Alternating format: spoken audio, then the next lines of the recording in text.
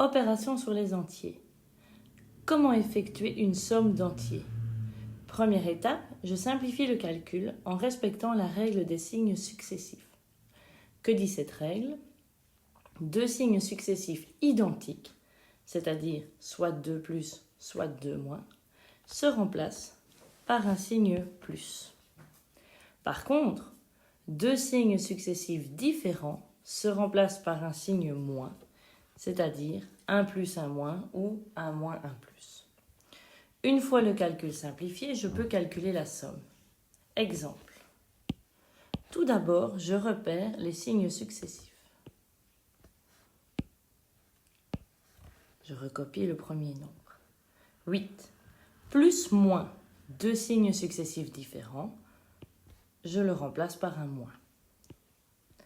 Moins moins 2, moins moins, je le remplace par un plus. Une fois le calcul simplifié, il ne me reste plus qu'à effectuer la somme. 8 moins 3, j'obtiens 5, plus 2, ça nous donne 7. Ensuite, comment effectuer un produit de facteurs entiers? Première étape, je compte le nombre de facteurs négatifs. Dans le premier exemple, il y en a 2. Lorsqu'il y a un nombre pair de facteurs négatifs, mon produit sera positif. Dans le deuxième exemple, il n'y en a qu'un seul, c'est-à-dire un nombre impair de facteurs négatifs. Mon produit sera donc négatif. Une fois le signe du produit déterminé, il ne me reste plus qu'à multiplier les valeurs absolues des facteurs. 2 fois 3, ce qui donne 6, fois 4, ce qui nous donne 24. Même chose pour le deuxième exemple. 2 fois 3, 6, fois 4, 24. Comment effectuer une puissance d'entier? Première étape, j'observe la base. Pour rappel, la base, c'est ce qui se trouve sous l'exposant. Le 2 ou le moins 2, cela dépend de l'exemple. Si je reprends le premier exemple, ma base est positive. 2 exposant 2, ça me donne bien 4. Autre exemple, 2 exposant 3, cela me donne 8. Lorsque la base est positive, on ne doit pas se poser trop de questions. La réponse sera positive. Lorsque la base est négative, je dois observer avec attention l'exposant. Soit il est pair, soit il est impair.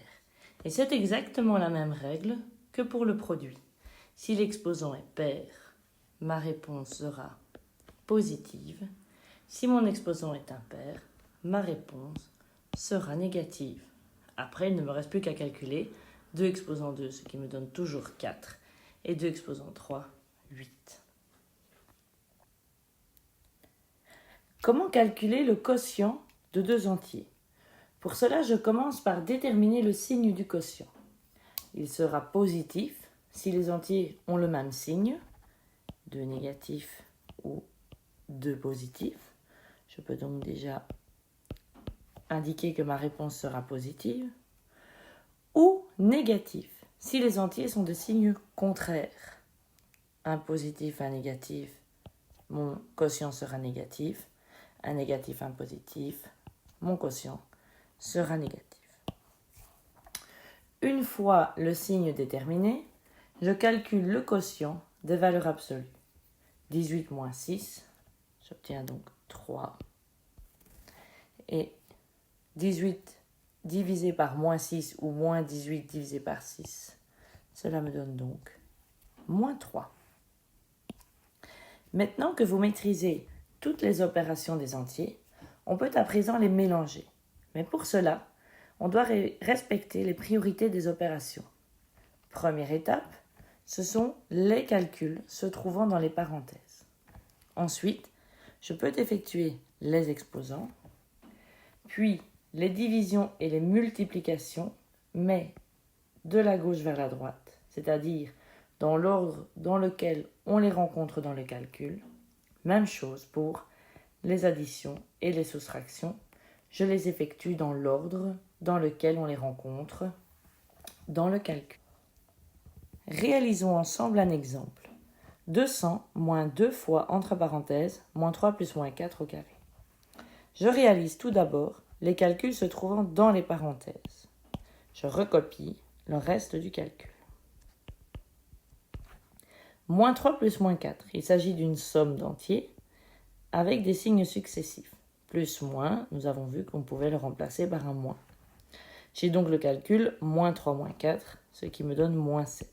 Attention, je conserve les parenthèses car il y a encore un exposant. Ensuite, je peux effectuer les exposants. Je recopie le début du calcul. Moins 7 au carré, j'obtiens 49. À présent, je peux effectuer la multiplication, ce qui me donne 200 moins 98. Et en dernier lieu, la soustraction. 200 moins 98, ça me donne 102. Et voilà.